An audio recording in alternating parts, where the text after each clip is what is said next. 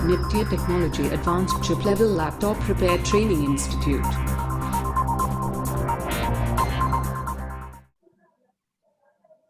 IC कौन सी लगी हुई है? 51-123 51123।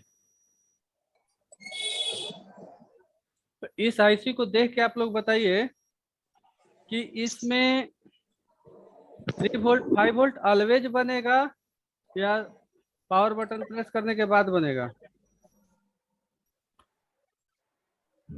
सर पावर बटन प्रेस करने के बाद बन सकता है क्योंकि एनेबल सिग्नल आ रहा है ना सर।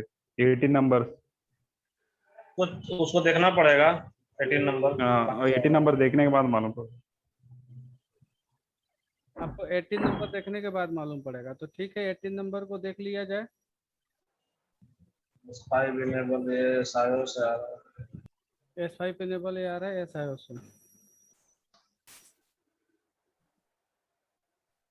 देखिए इसका सीक्वेंस क्या कहता है। S5 इनेबल कब जनरेट होगा?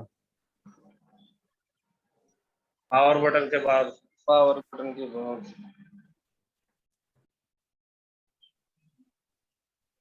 तो इस ये सीक्वेंस क्या कहता है? S5 इनेबल कब जनरेट होगा? ये अडेप्टर मोड है, ये इसमें आपका लगाते के साथ हो जाएगा, ऑलवेज बनेगा फिर। इसमें S5 इनेबल कब होगा? देखिए दोनों सीक्वेंस में डिफरेंस है। ये सीक्वेंस कुछ अलग है एडेप्टर मोड का, और ये बैटरी मोड का सीक्वेंस कुछ अलग है। तो दोनों सीक्वेंस को देख करके आप बताइए कि S5 इनेबल कब बनेगा। अडेप्टर मोड पर लगाते के साथ बन जाएगा, ऑलवेज होगा। हाँ, और बैटरी मोड पर पावर बटन के बाद। बैटरी मोड पे पावर बटन के बाद। तो एडेप्टर मोड में ऑलवेज हो जाएगा, तो उसके लिए क्या क्या रिक्वायरमेंट चाहिए? RTC VCC, RTC reset, 19 volt, LDO और S5। S5 इनेबल तो आपको यहाँ पे देखिए साफ साफ लिख दिया है कि आ रहा है केबीसी पे। मतलब S5 इनेबल जो है आपका वो आता तो है आपका SIO से। तो SIO एलडीओ और एसीओ के, एलडीओ उसका VCC बन जाएगा और एसीओ से उसको इनेबल का काम करेगा, तो S5 इनेबल आउट कर देगा। SIO को मिनिमम 2 रिक्वायरमेंट चाहिए। एक तो मान लीजिए L2 चाहिए इसको, और एक चाहिए AC इन। ये दोनों मिलने के बाद ही आपका यहाँ पे एसीओ के आउटपुट होगा, सॉरी S5 इनेबल आउटपुट होगा। तो इंद्रजीत जी अभी आपका रेगुलेटर मतलब 3 वोल्ट और 5 वोल्ट की सप्लाई प्रॉपर बन रही है? हाँ भैया प्रॉपर बन रहा है। और सिर्फ 3 वोल्ट और 5 वोल्ट ही बन रही है कि उसके अलावा भी और कुछ बन रहा है? इसके अलावा और कुछ नहीं बन रहा है। कंफर्म है आप? हाँ कंफर्म है। फिर से एक बार देख लीजिए, क्रॉस चेक कर लीजिए। क्योंकि अगर कुछ नहीं बन रहा है और आपका 100 मिली एम्पियर का या 150 मिली एम्पियर का कंजप्शन ले रहा है, इसका मतलब है कि आपका 3 वोल्ट या 5 वोल्ट दोनों में से किसी भी लाइन में आपकी शॉर्टिंग है, पहले उसको हटाइए।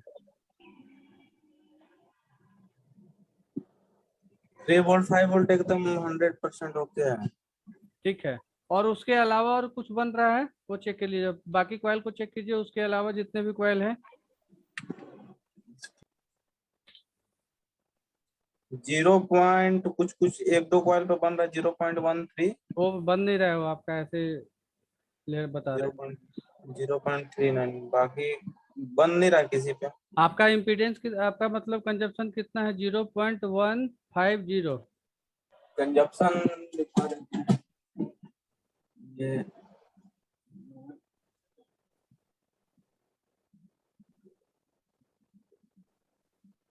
यही कर रहा हूँ। 0.16 क्या बोले? 0.116 है। 0.116।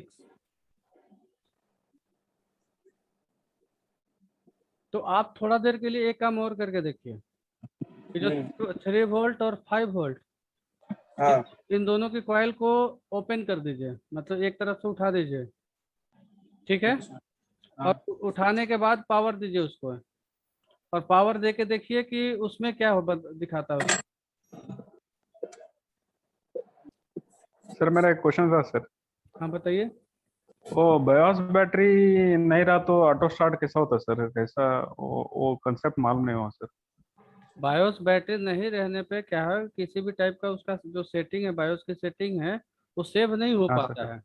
तो और हाँ सर। सारा सेटिंग जो है रीसेट हो जाता है। तो जब रीसेट होगा तो जाहिर सी बात है कि ऑटो स्टार्ट होगा। हाँ हाँ हाँ। मान लीजिए किसी सेटिंग को आप प्रॉपर सेव करके रखे हो, अब उसमें बायोस बैटरी हटा दिए, हटाने के बाद सारा सेटिंग रीसेट हो गया, रीसेट हो हाँ सर। तो ऑटो ऑन हो जाएगा। वो कंटिन्यूस ऑटो ऑन ही होते रहेगा सर कैसे? नहीं, ऑटो ऑन कंटिन्यूअस नहीं होते रहेगा। जैसे एक बार वो डिस्प्ले आ गया, ठीक है, हाँ सर। हाँ डिस्प्ले सर। आ गया तो उसकी जितनी सेटिंग बाय डिफॉल्ट सेव होनी थी वो सेटिंग सेव हो गया।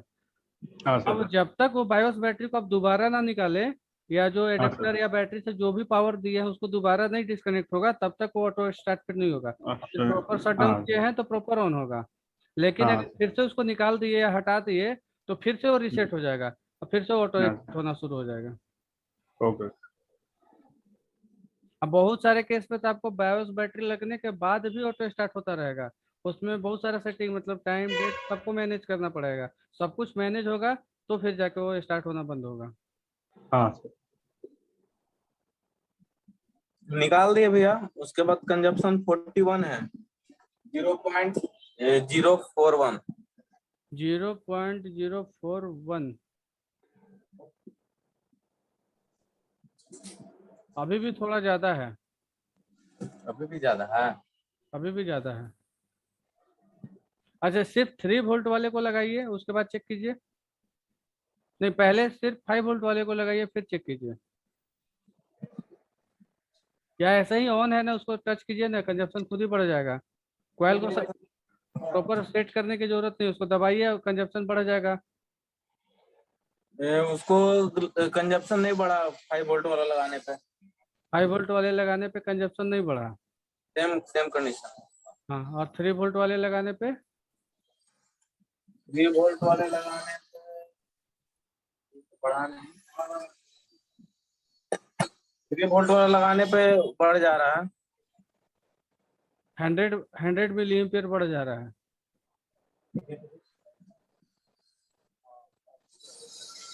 3 वोल्ट वाले लगाने पे बढ़ रहा है। बढ़ रहा है ना, तो इसका कहीं ना कहीं कंजप्शन बढ़ा हुआ है अभी। ठीक है, और कंजप्शन तो इसका इसका भी बढ़ा हुआ है। तो अगर 40 आ रहा है, ऐसे बाय डिफॉल्ट आपका जैसे पुराने वाले मदरबोर्ड में आपका मशीन कितना उठाता है? लगाने वाले में तो इसे 15-20 तक ही उठाता है, इतना ज्यादा नहीं उठाता है। हाँ, तो दोनों ही कंडीशन में 3 वोल्ट की लाइन में कहीं ना कहीं आपका शॉर्टिंग है।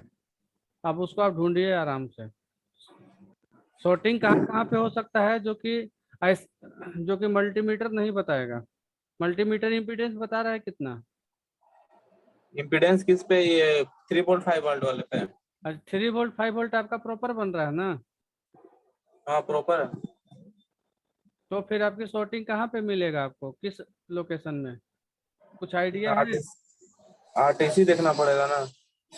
ऐसा लोकेशन में आपको शॉर्टिंग मिलेगा जहाँ पे कि या तो के बाद गया होगा सप्लाई, या तो रजिस्टर के बाद गया होगा सप्लाई, इस तरफ का कैपेसिटर या जो भी होगा ऐसा खराब होगा, इधर वाला एरिया में प्रॉब्लम होगा।